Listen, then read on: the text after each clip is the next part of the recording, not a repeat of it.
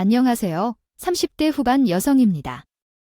최근에 이 채널에 매료되어 다른 채널도 많이 시청해봤지만 여기만큼 재미있는 곳은 없더라고요. 매번 이곳을 방문하게 되어서 팬이 되었습니다. 댓글들이 참 재미있어서 하루 종일 틀어놓고 댓글을 보며 시간을 보내기도 합니다.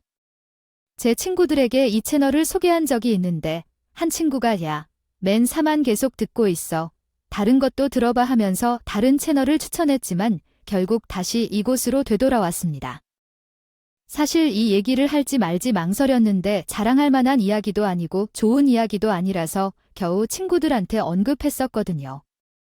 친구들은 처음에 믿기 어려워했는데 제가 사진을 보여주자 깜짝 놀라면서 세상에 무슨 일이야 진짜.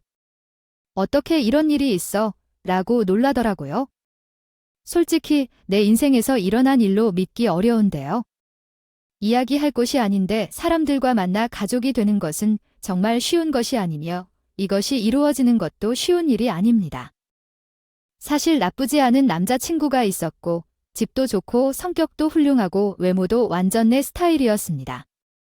남자친구와 사귄 지 3달 정도 되었을 때 친한 친구들에게 소개해준 적이 있었는데 오랜 친구들 중 한 명이요. 내 남자친구는 탐탁한 남자였다. 이날은 술자리에서 있었는데 갑자기 남자친구가 나에게 화장실을 간다며 일어났다. 그때 내 친구가 다가와서 너 남자친구를 어디서 만났어? 너무 멋있어. 주변에 소개 좀 해달라고 했다. 그 말에 나는 좀 어리둥절해하며 우리가 헤어질 줄 알았어? 만난 지 얼마 안 됐는데 라고 대답했다. 남자친구의 하나는 모두에게 착각을 주는 사람이 없다는 것. 그래서 내 친구는 누군가 남자친구가 좋아할 만한 사람이 있을지 고민했다. 그리고 우리 둘은 운명적으로 만나 사랑하게 됐지만 연하남과 사귀는 것이 얼마나 쉬운지 알지. 연하남과 사귀는 것이 농담처럼 말했던 것이었는데 아마도 남자친구 단속 차례가 될 것이다. 몰라서 경고를 하든 말을 해주면 좋겠지만 그날은 술이 취해 그냥 웃으며 넘기는데 나중에 알고 보니 남자친구가 다 그렇게 걔가 나한테 누구래? 그냥 술 마신 날 선영씨 아니? 그때 그 사람 자꾸 탁자 밑으로 내 다리를 툭툭 건드리고 그랬다고. 처음에는 실수인 줄 알았는데 계속 그래서 좀 불편했어. 괜히 나중에 오해 생길까 봐 미리 말하는 거야? 그래서 갑자기 화장실 갔던 건데 이렇게 캐물거릴 생각은 없는데 혹시나 나중에 문제될까 봐 걱정돼서 그러는 거야? 그러다가 남자친구가 갑자기 고백을 하더라고. 젠장, 저기, 그 정도로 사람이 열기가 막히게? 거기서 바로 전화해서 그냥 집 앞에서 그 사람을 잡아서 이런 나쁜 녀석아, 내 친구를 건드리면 어쩔래? 고 진짜로 세게 막 싸우긴 처음이었어요. 그러자 그 친구가 얘야, 농담이야. 나 좀 아저씨 좋아했잖아. 그리고 그 남자 오지 좀 않아. 너랑 어울리지도 않고 너한테 과분한 남자라 하는 말이에요. 갑자기 좋아지는 안감난데 엄청 좋은 남자 같잖아. 그동안 병신배트 새끼인 줄 아니? 힘들게 만난 걸 그렇게 밉상하니까? 할 때 나랑 연애하는 거 얼마나 기괴한 거가 전 숨고 사는데 그기다 속이 시원했더 저지가만 하편에만 아저들이 얼마나 좋아했는지 이제 날 좋아하지 않을까 싹지도 않는 남자라. 너무 속상해. 이 여자가 이렇게 행동한다면 진짜 나쁜 여자야. 남자친구가 뭐 그리 잘났다고 모이게 하고 자랑하게 해서 우월감을 느낀다니 정말 좋겠지? 알아. 너는 볼품이 없고 자존감이 낮은 거지? 진짜 불쌍해. 너랑 시간 보내는 게 아까워. 왜 내가 이렇게 잘해줬는지 모르겠어. 애초부터 너랑 친해질 생각도 없었어.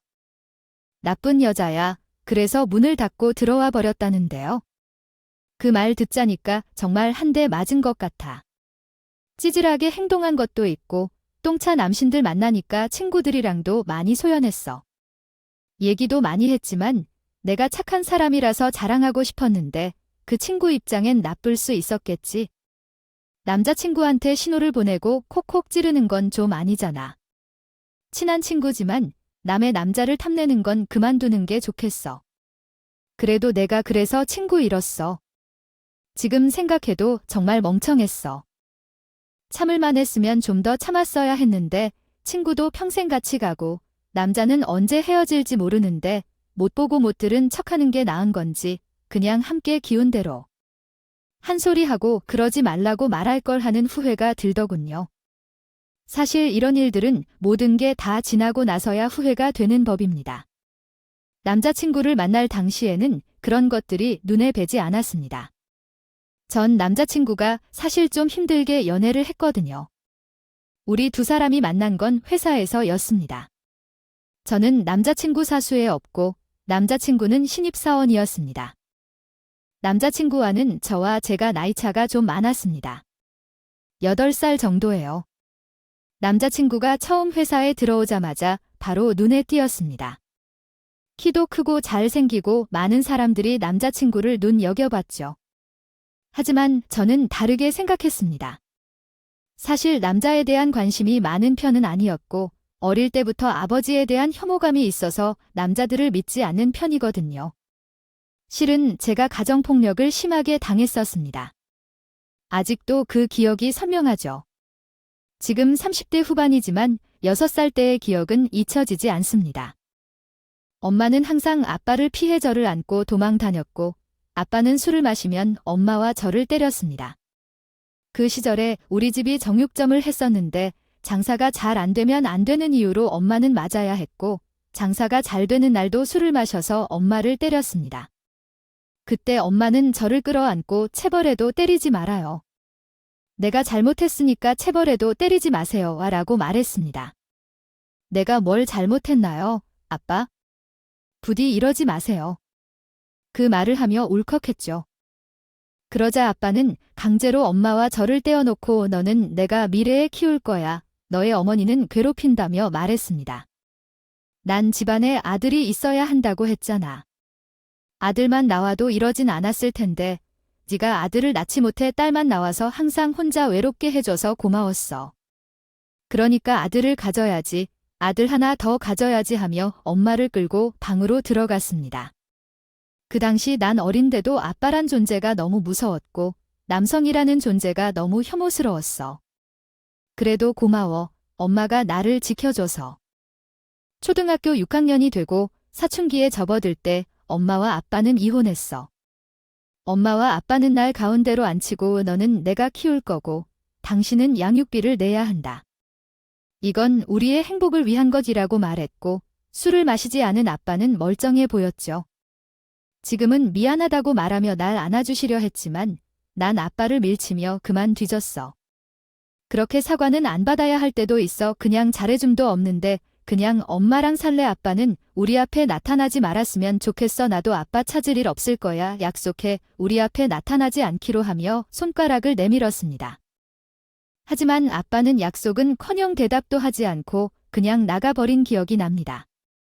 사실 아빠가 장사를 하니까 돈을 벌면서 조금 편한 생활을 했던 건 사실이지만 그런 풍족함을 선택하는 것보다 엄마가 남자에게 맞는 모습을 보고 싶지 않았고 아빠라는 존재가 제게 무의미하다고 생각했습니다. 그 당시에는 학교에서 이혼 가정이 많지는 않았는데 그중 한 가정이 우리였고 그 당시에 창피해서 아무에게도 말하지 않았던 기억이 납니다.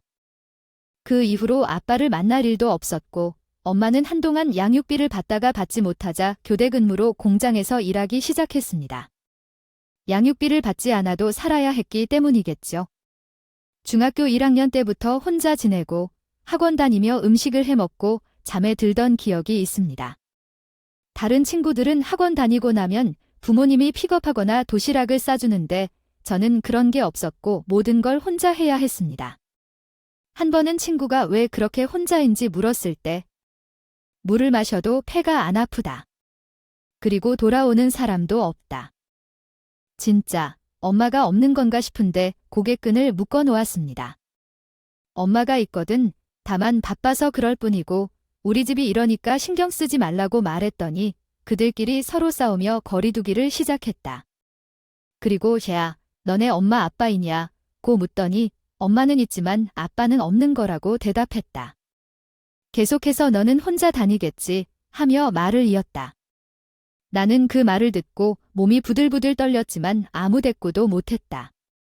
그렇게 해도 그들이 남성 혐오를 놀리는 것 같았다. 그린 그것들이 나를 혼란스럽게 만들었지만 남성들이 나를 너무 싫어하는 것 같아서 여자고등학교에 진학했고 여자친구들을 사귀는 등으로 외로운 시간을 보냈다. 그러나 대학에 진학하면서 내 자아를 되찾으려 했고 그때마다 연애가 현실적으로 어려울 것 같다고 생각했다. 그는 내 친구를 낚였던 사람, 내 강탈한 사람 등 남자들을 모두 쓰레기로 생각했다. 어쨌든 돈을 벌기 위해 열심히 공부했고 대학 2학년부터 장학금을 받으며 졸업을 했다. 그렇게 좋은 기업에 입사해 모든 걸 해냈다. 동료들보다 제가 영업 성적이 우수해서 선배들도 많이 도와주셨고 회사 생활이 즐거웠습니다. 일이 힘들어서 관두는 동료들이 많았지만 남아있는 동료는 4명뿐이었습니다. 그래서 회사에서 제게 기대하는 것도 많았고 연봉도 나쁘지 않았습니다. 제가 일을 잘해서 신입사원을 뽑는다는 얘기가 나왔고 그때 입사한 사람은 제 남자친구였습니다. 여직원들은 입사 전부터 설레발을 하며 얘기하고 있었고 제 남자친구는 제게 관심을 보이더라도 저는 그 이상의 감정을 품지 않았습니다.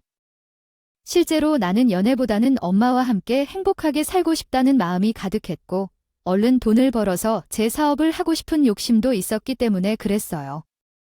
하지만 사람의 마음이라는 것은 쉽지 않더군요. 남녀가 서로 호감을 가지게 되니까 어쩔 수 없이 불꽃이 튀었죠. 그 신입 직원 의사수로 제가 배정을 받게 되었고 솔직히 말해서 근무 첫날부터 어색한 느낌이 있었거나 모르는 척을 하는 것 같았지만 어쩔 수 없이 접촉하게 되었어요. 그래서 약간의 친밀함이 생겼고 일주일이 지나면서 그의 죄회로였는지 선배님께 정말 죄송하다고 항상 사과를 하면서 근무 후엔 퇴근도 못하실까 걱정이 되었어요. 그래서 맥주라도 한 잔 사던가 하면서 눈치를 주기도 했죠. 그러나 혼자 잠시 쉬면서 취미 없고 혼자 자주 가는 단골집이 있을 만큼 혼술을 즐기는 저랍니다. 그런데 같이 맥주를 함께 한다는 제 안락한 무례에 의외로 난감해야 싶었죠. 그럴 때는 제가 철가회를 예상했거나 느꼈지만 제가 그 말을 뱉은 후 그의 놀라움은 미지의 세계 같았어요. 하지만 그에 대한 대답은 의외로 나에게 다행이었습니다. 선배님, 죄송합니다. 제가 먼저 살 드린다고 해줘야 했는데 진짜 물갈았습니다. 제가 오늘 시원하게 사겠어요. 가셔도 됩니다 하고 짐을 싸다기 시작했어요. 그때는 이미 9시 30분 정도 되었고 퇴근 시간은 한참 지났지만 술을 마셔야겠음에 각자 호프집으로 향했다고 해요. 회사 얘기, 상사 얘기, 개인적인 이야기 등을 나누면서 3시간이 넘도록 수다를 떨던 후에야 떠나기로 했어요. 그것도 맥주 2병 시켜놓고 말이죠. 시간이 12시가 넘어서 깜짝 놀란 우리 둘은 자리에서 일어났고 제가 먼저 조심스럽게 그럼 내일 회사에서 봐요. 오늘 즐거웠어요 하고 집에 가려는데 그 사람이 제 손목을 잡더라도 그래서 우리 2차 가면 안 돼요. 아직 술이 더 먹고 싶은데 하고 말을 하더라고요. 그렇게 저는 그 사람을 따라 작은 이자카야를 가게 됐고 거기서 술을 또 마셨습니다. 그것도 새벽 4시까지 말이죠. 사장님이 영업을 끝내는 시간이라고 우리 둘을 내쫓을 때까지 먹었죠. 저도 술이 센 편인데 그날은 정말 취해서 집에 어떻게 왔는지 기억도 안 나더라고요. 그렇게 술이 취해서 어찌 배에 도착했는데 다음날 아침에 일어나니 그 친구로부터 연락이 와 있었습니다. 과장님 회장하러 가시지요. 집 앞으로 데리러 갈게요 다고 말이죠. 저는 그 문자를 보고 교놈 봐라. 이게 지금 작업 꺼내 하고 웃고 말았어요. 그 뒤로 우리 둘은 회사 일이 끝나면 자주 만나 술을 마시고 영화를 보았습니다. 정식으로 사귀는 사이는 아니었지만 요즘 말로 썸지라고 하죠. 꽤 오랜 시간 그 설렘을 즐겼습니다. 단, 회사 사람들은 아무도 모르게 회사에서는 철저히 비밀로 하고 있었죠. 저는 워낙 말이 없는 성격이고 그 친구도 떠들어대는 스타일은 아니라 회사에서는 업무적인 말이 아니라면 굳이 사적인 얘기를 하지 않았습니다. 그렇지만 우리 둘이 함께 있는 것을 즐기며 동료로 지내었습니다. 외모만 봐도 주변에서 질투하는 사람이 있었습니다. 김 과장님, 혹시 그 신랑이 여자친구가 있는지 물어봤어요. 아니요, 그런 사적인 얘기는 안 합니다. 그래요. 그럼 한번 물어봐 주세요. 저 친구가 너무 마음에 들어서 그래요? 하고 제게 사주를 하는 사람도 있었고 업무를 하다가 대화를 하고 있으면 쓱 끼어들면서 내가 도와줄까 모르는 거 있으면 나한테도 물어봐. 보다 내가 더 잘하거든 하고 질투심이 가득한 눈빛으로 제 어깨를 짓누르려 했습니다. 하지만 그런 사람들이 모두 눈치를 챘습니다. 사실 그렇게 우리 둘이 썸을 타고 있다는 건 아무도 몰랐고 다른 여자들이 그 후배에게 관심을 보이니까 엄청 뿌듯했어요. 몇 번 그 남자와 만남을 가졌는데 이상하게 사귀자는 말을 안 했습니다. 그래서 술자리를 가지며 제가 먼저 물었습니다. 혹시 말이야, 너 선수는 아니지? 하고 직접적으로 물었더니 먹던 맥주를 뿜으면서 웃더라고요. 선수요? 아니, 무슨 소리예요? 제가 어딜 봐서 선수니까? 진짜, 그런 말 처음 들어보네요. 근데 왜 사귀자고 안 해? 우리 지금 무슨 사이인 건데? 그냥 서로 기분만 내는 사이야. 아니, 그게 솔직히 사내 연애니까 조심스럽기도 하고, 저는 상관없지만 선배는 회사도 오래 다녔고, 저런 정년기이니까 그러니까 조금 그래서 그렇죠. 얘야, 너는 여자 만날 때 그런 거 일일이 따지는 스타일이야. 좋으면 좋다, 싫으면 싫다, 딱 결정해. 남자 새끼가 무슨 일 하고 있는데 저 혼자 맥주를 벌컥벌컥 마셨어요. 그리고 입을 쓱쓱 닦았는데 그놈이 제게 입을 맞췄고 그날 저희 두 사람은 긴 설레미 끝에 연애를 시작하기로 했습니다. 단, 지금처럼 회사 내에서는 아무에게도 말하지 않고 공적인 관계를 유지하기로 했고 때가 되면 자연스럽게 말할 거예요. 이러다가 헤어지면 둘 중 한 명이 부서를 옮기거나 그냥 친구처럼 지내기로 약속했죠. 하지만 우리 둘은 숨겼는데 도대체 왜 그렇게 많이 나왔는지 아니면 정말 사내 연애는 복잡하다는 말이 진짜인지요? 사람들이 가끔 들여다보면 그 소문이 진짜일까요? 팀 신입이 노란색인 다는 소문은 하체에 관련된 이야기일 뿐이죠. 그런 이야기를 듣고는 뭐라고 할까요? 미쳤어요. 내가 걔랑 사귀는 게 얼마나 멍청한지 알아요? 겉만 번지르르 하지 완전 꼴통이에요. 이런 이야기는 그렇지만 내가 가르친 신입 중에 제일 머리가 없고 느려서 일도 못하는 지금 벌써 입사한 지 몇 달이 됐는데 아직 혼자 출장도 못 가고 있어요. 내가 입사한 지 일주일 만에 혼자 출장 가서 거래처 사람들과 회의도 하고 부장님도 뵈고 해외 출장까지 다녀왔는데 요즘 애들은 왜 그렇게 하면서 욕을 내려놓죠? 그래요. 사람들은 나한테 이렇게 말했어. 그러면 너 잘못한 게 없었잖아. 걔와 너랑 네 나이 차이가 얼마나 나는데. 아이고, 솔직히 그 남자가 미쳤다고 너랑 사귀겠어? 널리고 널린 게 젊은 애들인데. 야, 그리고 이거 내가 들은 소문인데 걔네 집이 진짜 기가 막히는 부자랴. 그런 건 못 느꼈어? 옷만 봐도 다 명품이잖아. 신발부터 넥타이, 가방까지 손목에 찬 시계가 아파트값이라는 말도 있고 그런 거 보면 진짜 잘 사는 것 같지 않아? 넌 옆에 있으면서 그런 거도 못 봤어. 하고 제게 물어봤다는데 그래, 난 몰랐지. 내가 그런 거 신경 쓰는 사람도 아니고 잘 안다도 못하니까. 그렇게 잘해, 얼마나 부판데? 뭐라더라 그 아버지가 무슨 기업의 회장인지 뭔즉. 그런 말도 있고 형이 있는데 뭐 그 형도 외국에서 크게 사업을 했다는데. 근데 그게 보통 큰 게 아닌가 봐. 그러니까 너도 마음이 있으면 얼른 들이대. 물론 잘 안 되겠지만 걔 지금 노리고 있는 애들 엄청 많아. 서둘러야 될 거야. 하고 저를 놀리는 듯이 말했어. 그 말을 듣고 기분이 나빴으면서도 남자친구 집이 부자라는 말을 듣고 기분이 좋았습니다. 지난 날을 생각해보면 항상 술값은 그 사람이 냈고 제가 연상인데도 데이트할 때마다 돈을 낸 적이 거의 없었죠. 여자의 이야기를 번역해 보겠습니다. 없었어요. 모텔비로 그렇고 지나가다가 껌 한 통을 발견한 회사 직원이 있었어요. 얼마 전까지의 남자친구들과는 매우 다르고 사실 과거의 남자친구들은 어떻게든 나를 속이려고 애를 썼어요. 대학교 때 만난 한 남자는 내가 아이를 낳는다는 것을 알고 10만 원씩 빌려달라고 했어요. 그는 5만 원씩 보태서 그 돈을 갚겠다고 말했죠.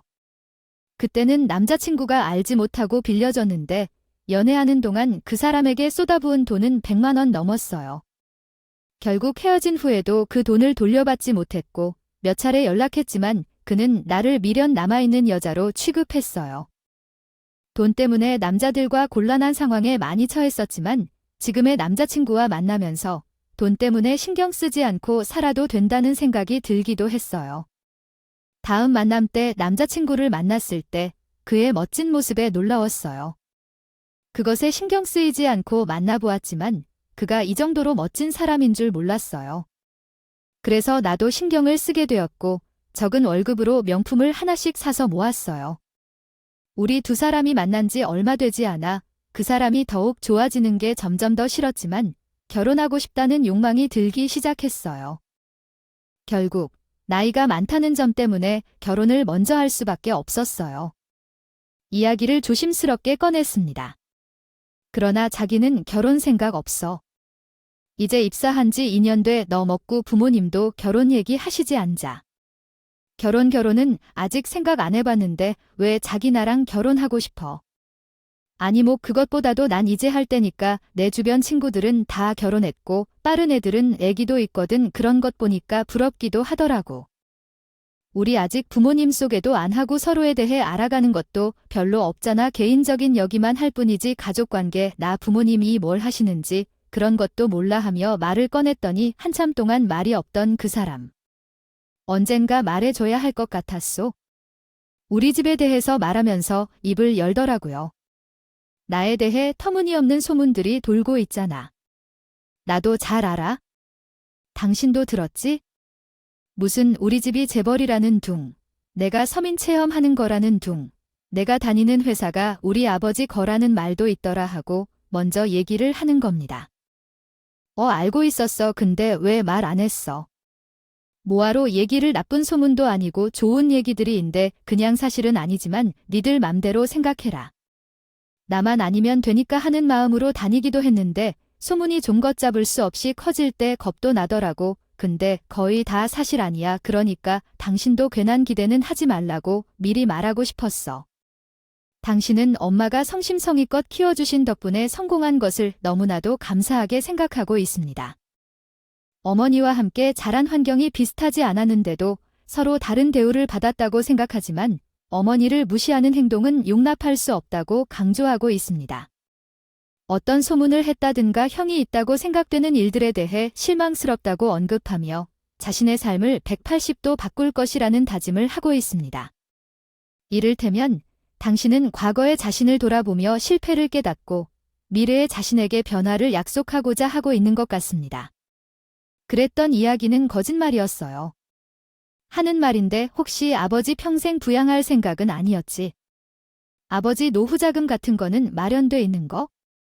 그 놈대로 우리 아버지 평생 동안 나 키워줄 책임감 있는 사람이야.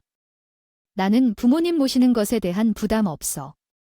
만약 내가 너희 어머니 모셔야 된다고 해도 난 괜찮다고 생각해. 그런 얘기를 듣고는 이 사람과의 결혼이 망설여지더군. 하지만 부모님 모시고 살면 고생하고 불편한 건 여자 입장이겠죠. 남자는 뭐 하는 게 있나요? 기분만 내뿐이고 효자라는 이미지만 챙기지요. 그렇게 남자친구가 결혼을 몹시 강요하기 시작했습니다. 이상하게도 저와 그런 얘기를 하고 않고 오히려 저를 설득하려 하더군요. 미디어 타입, 소설, 내가 사람과 연애를 하던 사람은 결혼을 가리켰지만 결혼 생각이 있는지 물어보는 것을 보고 이 사람은 정말 나와 결혼 생각이 있다는 것을 알 수 있었습니다. 그래서 우리 두 사람은 2년간의 사랑 끝에 회사에서 연애하고 있다는 사실을 알리기 시작했고 결혼을 전제로 만남을 갖고 있음을 공식적으로 발표했습니다. 물론 비난의 비난은 모두 나를 향했습니다. 앞에서 축하한다고 말했지만 뒤에서는 그렇게 다들 생각했을 줄이야. 신나는 건 넌 다 잘이잖아. 궁금하겠어. 이 사회에서 여자 없다는 건 믿을 수가 없지? 세상이 정말로 김대리에게 하지만 별로 별개도 없잖아. 그 당시에 내가 그를 너무 사랑해서 솔직히 남자친구와 결혼을 맺는 일이 드물다고 생각했기 때문에 기쁨을 느끼기도 했다. 그래서 나는 주변 사람들에게 내 남자친구를 소개하면서 친구들과 문제가 생겼고 친한 친구에게서 떨어졌다. 하지만 그 남자를 위해 많은 노력을 기울였다. 그러나 단 한순간에 내 삶이 완전히 무너질 것을 상상조차 못했다. 그날을 아직도 명확히 기억한다. 먼저 남자친구를 우리 집에 가져다 줄 것이다. 데리고 오심과 인사를 하신 날이었죠. 엄마와 의논해 아버지는 그냥 돌아가셨다고 하자고 했습니다. 어차피 만나지도 않고 엄마와 이혼을 한 지 20년 넘게 되었는데 이나 했더라고 할 이유가 무엇일까 싶은 생각이 들었습니다. 그리고 그런 아버지라면 없는 것보다 나쁘다고 생각했죠. 그래서 입을 맞추고 남자친구를 만나러 갔는데 밥을 먹으면서도 엄마는 아무 말도 하지 않았어요. 엄마, 궁금한 게 있다면 물어봐. 내 것이 식간다는데 궁금한 게 없냐? 사위가 생기는 거잖아 하고 말했더니 그제야 조심스럽게 난 우리 딸이라고 하는데 홀아버질 않게 치 살았다고 했습니다. 나는 다른 것보다 중요한 것이 있어? 나중에 딸이 그 말을 들으면 어떻게 생각하겠는데 그러니 차라리 아버지와 상의하고 부부는 부부끼리 해야 할 거야 라고 말했어요. 그러자 남자친구는 아무래도 어려워하는 표정이었죠. 하지만 나는 확신해요. 우리 아버지는 착하신 분이고 함께 살고 싶은 마음이 있어요. 영주는 아직 아버지를 보지 않아서 그런 거겠지만 만나면 마음이 변할 수도 있을 테니까요. 어른들 모시는 건 우리 부부가 상의해야 할 문제니까요. 어머님, 걱정 마세요. 하고 말했죠. 남자친구는 아주 확신 있어 보였습니다. 아버지에 대한 사랑이 특별한 것 같고 부부 사이가 그렇게 좋다고요. 아버지에 대한 애틋한 감정이 있어 불편한 식사 자리를 마치고 일주일 뒤 남자친구의 집을 방문하러 갔습니다. 남자친구는 서울에서 자취 중이었지만 아버지는 충청도 작은 시골 마을에 살고 계셨습니다. 동네가 작고 한적한 곳이라 차를 타고 가면서도 아버지가 나에게 모시고 싶어 할 것 같아서 서울로 데려가 살게 하면 좋겠다는 생각이 들었습니다. 남자친구의 집까지는 전기도 없고 물조차 인지를 해야 하는 정도로 굽이굽이 긴 산골길을 따라 가야 했습니다. 남자친구는 아버지가 짐이 될까봐 안 올 것 같다며 걱정을 했지만 결국은 나를 모셔가자며 제가 끌려갔습니다. 그 길을 따라가면서 결혼을 해야 할지 고민하는 마음이 들 정도로 작고 한적한 시골 마을이었습니다. 남자친구가 입는 옷, 시계, 구두, 넥타이 등이 모두 명품인 줄 알았지만 사실은 전부 짝퉁이었고 제 월급이 훨씬 더 많았습니다. 결혼하면 내가 주도할 것 같지만 사랑하는 남자와 함께 돈을 벌면 집도 금방 마련할 수 있을 것이라는 확신으로 결심했지만 시골 마을의 분위기에 마음이 좀 흔들렸습니다. 인사를 하러 가야 할 것 같아 인사를 하기로 했지만 마음을 결정하기 전에 꼭 해야 할 것 같아 결심을 굳게 했습니다. 그렇게 남자친구의 아버지 집에 도착했습니다. 도착했더니 하핫, 아 진짜 아직도 이런 집에 사람이 산다는 생각이 들었어요. 남자친구가 먼저 문을 열고 들어가서 아버지, 조금 나옵니다. 아 들어왔습니다 라고 말하며 문을 열고 들어갔어요. 집 안에서는 아들, 왔니? 안내가 먹을 거 대접 준비해 놨으니까 금방 상 차리고 나갈 테니까 마루에 앉아 있어 라고 외치는 아버지의 목소리가 들렸어요. 제가 그날 힐을 신고 가다 발이 아파서 먼저 마루에 앉으며 아저씨가 부엌에서 그릇들이 부딪히는 소리가 났어요. 아버지, 빨리 나옵니다. 제 여자친구가 기다리고 있대요. 대충 하고 나오세요. 하며 남자친구가 소리쳤을 때 부엌에서 허리를 굽혀 상을 들고 나와서 아이고, 이 먼 길 오느라 힘들었지? 해서 안 차린 게 많이 없어. 남자 혼자 살다 보니까 요리를 할 줄 알아야지. 내가 솜씨도 없고 평소에 김치 하나만 놓고 먹는데 오늘 여자친구가 온다고 그래서 차렸는데 라며 상을 두고 고개를 들자 그 자리에서 고함을 질러 말았어요. 아, 말도 안 돼. 어떻게 된 거야? 지금 뭐 하는 거야? 해서 입을 가리며 벌벌 떨며 놀라 고함을 치게 되었죠. 남자친구의 아버지가 나를 만나 말없이 웨이즈를 하며 어깨를 잡았다. 그리고 상품을 든 채로 밖으로 나가려던 그의 모습을 보고 아버지도 나를 보며 아무 말도 못했다. 그런 다음 아버지는 내게로 다가와서 처음으로 한 말은 내 이름이었다. 영주야, 내가 여기에 온 건 어떻게 되었니? 라고 말하며 나를 기억하고 있던 것 같았다. 이는 당연한 일이었는데 그는 나의 남자친구의 아버지로 20년 전 제 아버지와 엄마와의 원한으로 인해 나의 아버지였기 때문이었다. 그 이후로 나는 평생 아버지의 얼굴을 본 적이 없고 그의 소식도 모르고 살아왔었는데 이렇게 그가 나의 앞에 나타나 자신의 실수를 인정하며 밥상을 들고 나오는 모습을 보니 나는 그저 벌벌 떨 수밖에 없었다. 그리고 조심스럽게 남자친구에게 물었다. 정말이니? 너희 아버지가. 이게 말이 돼? 이건 아니잖아. 어떻게 이런 일이. 말은 더듬지만 남자친구는 왜 그러는지 알 수 없다며 당황스럽게 대답했다. 그때 아버지가 마루에 앉아 이 모든 일이 생긴 것 같다고 말했다. 비는 물보다 더 진하다.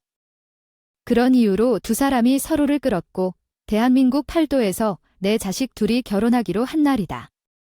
살다 보면 이런 날도 있어야 하는데 그렇게 죽어야 할 때가 왔는데 왜 당신이 먼저 가서 이런 벌을 내리는 거야? 우리가 결혼식을 즐겁게 지려고 동생 앞집은 당신이 미리 돌아간 거야? 윤수야, 저는 더는 참을 수가 없었다. 정말 우리가 지금 이렇게 당신의 벌을 받는 것이 아니라 저를 짓눌러요. 우리 엄마가 아니라고. 우리 엄마는 널 좋아하지도 않네. 그 사람이 널 만나기로 한 사람인데 왜 내 인생에 끼어들어 곤란하게 만들어? 당신은 뭐야? 너는 누구야? 그러면서 붙잡고 울어. 이건 마음에 들지 않아. 이 결혼은 안 돼. 난 너를 다시 만날 일 없을 거야. 그래서 이젠가 우리 아들을 내려놔 주고 가. 나는 잘 지냈어. 지금까지 너에게는 못한 일, 너네 가족에게 못한 일을 반성해왔어. 어떻게든 계속 살아나가야 해. 자식이 있으면 잘 챙겨야지. 내가 좀 더 해주듯이 꼭 생각해야 할 거다. 크게 자랐다. 나는 내게 내 아들을 못 준다. 그러니 가. 제발 좀 가. 나도 힘든 기억이야. 너만 힘든 게 아니야. 나도 힘들었었다. 동안 변화하며 사느라 나도 힘들었어. 그러니 우리 여기서 연을 끊자. 너도 내 아들을 놔주고 나도 널 가족으로 받아들일 마음 없으니까 제발 가라 하며 쫓던 그 사람을 확삭지리며 이제 놔두라고 구. 어디서 더럽게 변하고 있어. 나도 이런 집안에서 결혼할 마음 없어. 더럽고 짜증나고 당신이랑 생각도 없어. 욕을 뱉고 나왔습니다. 남자친구는 그런 저를 데려다 주겠다며 차를 운전하며 나왔고 차에서 내려 기차를 타고 집에 왔던 기억이 아무래도 있습니다. 남자친구가 말했던 내용은 너무 충격적이었습니다. 아버지가 거기 오셨다는 걸 나도 늦게 알았고 엄마가 돌아가신 후에야 알게 된 거야. 자식이 있을 거라곤 생각도 못했고 그건 너희들이란 셈이었어. 정말 상상조차 못했어. 그러나 솔직히 말하면 너는 마땅히 그렇게 행동하면 안 돼. 네 아버지지만 내 아버지로서 기도해. 함부로 대하면 안 돼. 사과하는 것이 좋겠어. 아버지는 나에게 정말 소중한 존재야. 어차피 우리는 끝났으니까. 결혼은 결코 못한다는 걸 알거라니까. 하나 말하고 싶어. 너의 삶이 힘들게 살아온 거 알겠지만 우리 아버지도 힘들어했어. 그래서 당장 가서 사과하라고 하고 오히려 내게 사과를 하라고 해버린 거야. 나는 그 자리에서 바로 차를 세웠어. 남자친구와 헤어졌다. 참으로 한마디도 섞고 싶지 않았고 더러워서 한순간이라도 같이 있고 싶지 않았어. 그 이후로 나는 남자친구와 깔끔하게 정리했어. 서로에게 미련도 없이. 추억까지도 너무 지저분해서 생각하고 싶지 않다 할 만큼 그 사람에 대한 기억만 남았어. 나는 그날 집으로 돌아와 엄마에게 겪은 일 전부 털어놨어. 엄마는 얼굴이 삼하게 돼서 너무 잘했다고 말했어. 너무너무 잘했다고. 그래서 어깨를 쥐고 근처에 가지 말라고 몇 번이고 말해줬어. 그 이후로 나는 거의 10년 동안 일해온 회사를 떠나고 남자친구는 퇴직했어. 그리고 지금까지 연애도 하지 않고 혼자 살아왔어. 그날만 생각하면 정말 너무 끔찍하고 그 사람과 그 사람의 아픔을 갖고 있는 그 남자친구를 사랑했던 내 모습이 너무 비참해. 왜 진짜로 떠나지 않았는지 모르겠어. 그 사람에게 홀린 채로 모든 게 흐린 눈으로 그를 계속 만나려고 한 내가 너무 불쌍하고 한심해. 그날 그 남자친구와 아버지, 아니 그 사람을 만나지 않았더라면 혹시 모든 결혼이 가능했을까. 만약 남자친구가 말했던 내용은 너무 충격적이었습니다. 아버지가 거기 오셨다는 걸 나도 늦게 알았고 엄마가 돌아가신 후에야 알게 된 거야. 자식이 있을 거라곤 생각도 못했고 그건 너희들이란 셈이었어. 정말 상상조차 못했어. 그러나 솔직히 말하면 너는 마땅히 그렇게 행동하면 안 돼. 네 아버지지만 내 아버지로서 기도해. 함부로 대하면 안 돼. 사과하는 것이 좋겠어. 아버지는 나에게 정말 소중한 존재야. 어차피 우리는 끝났으니까. 준비가 끝난 뒤 인사치레 형식으로 그 사람을 만났을 때 정말 그 사람과 결혼을 했을까요? 그때처럼 사랑에 미쳐 모든 것을 포기하고 그 사람과 도망쳐 살자고 했을까요? 잘 모르겠어요. 그날의 기억이 너무나도 악몽처럼 남아 한동안 나를 괴롭혔지만 그래도 사랑 대신 이성을 선택한 것에 대해 나는 자신감을 가지고 싶어요. 다행히도 회사를 그만두고 난 이후 나는 친구와 함께 쇼핑몰을 차려 돈도 많이 벌었고 엄마에게도 집을 사주었어요. 우리 어머니와 함께 전화번호도 바꾸고 시골에서 서울로 이사를 와서 좋은 삶을 살고 있어요. 생각해보면 그 사람과 결혼했다면 지금의 삶을 누릴 수 있었을까요? 그때의 선택이 내 현재를 만든 것처럼 후회는 안 해요.